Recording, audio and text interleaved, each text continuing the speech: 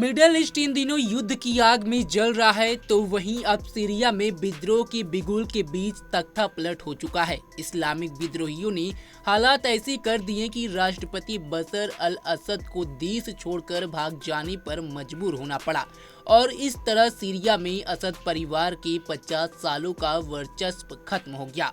रूस का कहना है कि असद और उनके परिवार ने मास्को में शरण ली है, उन्हें मानवीय आधार पर शरण दी गई है। असद ने इससे पहले विद्रोही समूहों के साथ बातचीत के बाद शांतिपूर्ण ढंग से सत्ता सौंपने के लिए हामी भर दी थी। इस तरह इस्लामिक समूह हयात तहरीर अल शाम की अगुवाई में विद्रोही गुट राजधानी दमिश्क तक पहुंचे और असद सरकार का तख्ता पलट कर दिया। बता दें कि अल कायदा के पूर्व कमांडर अबू मोहम्मद अल जोलानी हयात तहरीर अल शाम ग्रुप की अगुवाई कर रहे हैं। यह सीरिया का सबसे बड़ा विद्रोही घड़ा है और फिलहाल देश की बागडोर इसी के हाथ में है। जोलानी का कहना है कि असद की सरकार का पतन इस्लामिक राष्ट्र की जीत है। इस समय सीरिया में हालात ऐसे हैं कि सीरियाई नागरिकों ने बशर अल असद के दिवंगत पिता हाफिज अल असद की देश भर में लगी मूर्तियों को तोड़ दिया। लेकिन ऐसे में सवाल उठते हैं कि क्या सीरिया कई हिस्सों में बंटने जा रहा है? क्या इजराइल और तुर्की मौका देखकर सीरिया के कई टुकड़े कर सकते हैं, या फिर सीरिया में ही मौजूद कई विद्रोही गुटों के बीच टकराव से देश बंट जाएगा? अगर सीरिया में कब्जे की बात की जाए तो सीरिया में कुर्दों के वर्चस्व वाली सीरियन डेमोक्रेटिक फोर्सेज यानी कि एसडीएफ का पूर्वी सीरिया के एक बड़ी हिस्से पर कब्जा है। अमेरिका समर्थित इस ग्रुप की स्थापना 10 अक्टूबर 2015 को हुई थी। एसडीएफ का कहना है कि इसका उद्देश्य सीरिया को सेक्युलर, डेमोक्रेटिक और संघीय बनाना है। तुर्की इस तरह से एसडीएफ का कट्टर विरोधी है। तुर्की का कहना है कि एसडीएफ का पीकेके से सीधा संबंध है, जिसे वह आतंकी संगठन मानता है। हयात तहरीर अल शाम यानी कि एसटीएस और उसके सहयोगी गुटों के विद्रोह के बाद ही बशर अल असद की देश छोड़ने को मजबूर हुए हैं। यह अल नुसरा फ्रंट का ही मौजूदा स्वरूप है।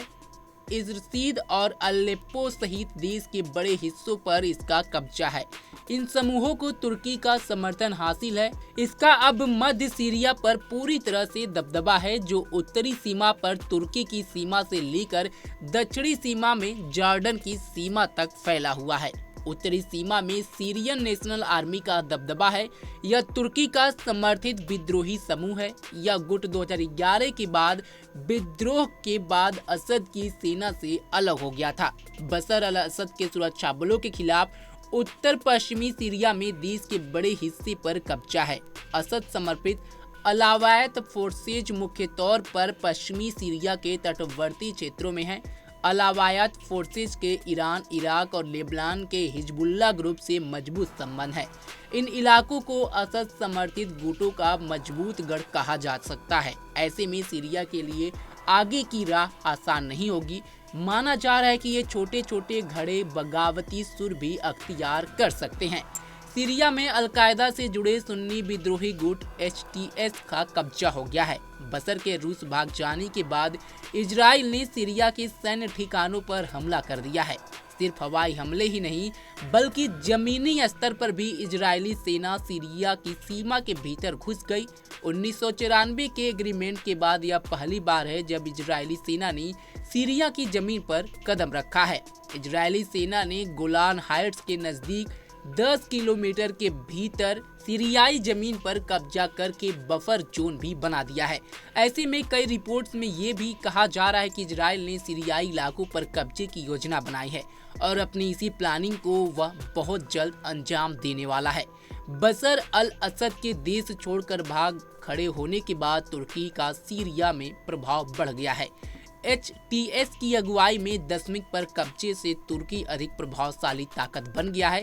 इस बीच तुर्की का पूरा जोर सीरिया के विपक्षी गुटों के साथ बातचीत पर है। रिपोर्ट्स में कहा जा रहा है कि तुर्की का लक्ष्य सीरिया में एक ऐसी सरकार स्थापित करने पर है जो सभी गुटों को रिप्रेजेंट कर सके, लेकिन साथ ही ऐसे भी कयास लगाए जा रहे हैं कि तुर्की अपनी सीमाओं का विस्तार कर सकती है और सीरिया के कुछ हिस्सों पर कब्जा कर सकती है। ऐसे में सीरिया का कई टुकड़ों में विभाजित होने के कयास लगना लाजमी नजर आ रहा है। देखना होगा कि क्या वाकई सीरिया के कई टुकड़े होंगे? फिलहाल इस खबर से नकारा नहीं जा सकता है। खैर, इस खबर पर आपकी क्या राय है? कमेंट बॉक्स में हमें जरूर बताएं। ऐसे ही तमाम खबरों के लिए जुड़े रहे हमारे साथ और देखते रहें पंजाब केसरी.com। धन्यवाद।